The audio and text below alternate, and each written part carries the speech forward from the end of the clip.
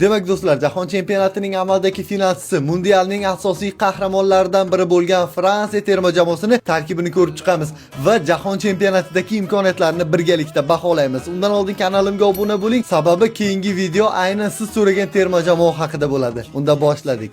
Xo'p, dastlab Fransiya terma jamoasini potensial Jahon chempionatida tushishi mumkin bo'lgan asosiy tarkibini tuzib chiqamiz. Unda boshladik. Darvozada Mike Maignan, Milanda u bu mavsumda 17 ta qurg'u o'yin o'tkazdi, 35 ta o'yinda va bu umuman olganda yomon natija emas. Himoyachilar markazida Saliba va Upamecano. Upamecano ham Bavariyada yarim finalgacha kelishida yaxshi o'ynadi. Endi Salibani Yevropa Chempionlar Ligasi finalchisi, Arsenal bilan Angliya Premyer Ligasining chempionligiga 2 qadam turibdi va shuning uchun bu ikkovi asosiy himoyachilar. Qanotlarni esa o'ng qanotni Jules Koundega, chap qanotni Theo Hernandezga qoldiramiz. Theo Hernandez Fransiya terma jamoasida doim top darajada o'ynab beradi. Jules Kounde ham yomon emas.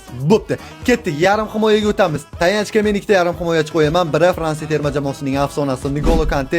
N'Golo Kante qaytdi Fransiyaga va u mundialning asosiy futbolchilaridan bo'ladi va uni o'sha tayanchga qo'yadigan bo'lsak, uning yoniga Chouamenini qo'yamiz. Realdagi muammolar boshqa deyishimiz mumkin, lekin Chouameni tan olishimiz kerak. Bu mavsum yaxshi darajadagi o'yinlarni o'tkazdi. Shuning uchun Chouameni va Kante. Uning yoniga yuqorida hujumkor yarim himoyachi sifatida Sherkini qo'yaman. Sherki Manchester City safida bu mavsum ajoyib o'yinlar ko'rsatdi. Umuman mavsumning o'zi yorqin o'tdi uning uchun. U City tarkibida 23 ta golda qatnashdi. 10 ta gol va 13 ta assist. Shubhasiz Fransiya terma jamoasida ham u porlashi kutilmoqda. Endi o'sha qo'rqinchli hujum triosiga o'tamiz do'stlar. Fransiya terma jamoasining eng qo'rqinchli chizig'i bu albatta hujum va hozir bitta aytib o'taman. Demak, o'ng qanot vingeri Michael Olise. Michael Olise bu mavsum 22 ta gol va 26 ta assistni qayd etdi. Bu degani futbolchi 48 ta golda qatnashgan. Bu dahshatli natija vinger uchun. Chap qanot esa Usmon Dembele. Usmon Dembele o'tgan mavsum qahramoni, oltin to'p sohibi va bu mavsum ham Paris Saint-Germain finalga kelishida Fransiyada chempion bo'lishda asosiy qahramonlardan.